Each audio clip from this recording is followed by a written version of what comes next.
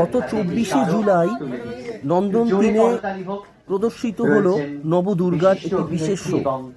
কৃষ্টি ক্রিয়েশন প্রযোজিত এই ছবির পরিচালক সত্যব্রত। সংবাদ A to Z এর পর্দায় দেখুন তার কিছু ছবি। শুদ্ধ বৈষ্ণব মন্ত্রে দীক্ষিত হয়েছেন। তো একসময় উনি যখন তুলসীদাসের রামায়ণ করছিলেন তখন উনি হনুমানের রূপ ধরেছিলেন এবং যেমন রাধার সময় উনি ঘাগরা পরে থাকতেন শ্রীরামকৃষ্ণ।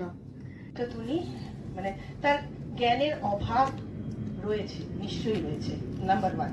নাম্বার 2, একটা কথা না বললেই নয়, পাপিয়াদির কাছে যখন প্রথম 2023-এর শেষের দিকে যোগাযোগ করি তখন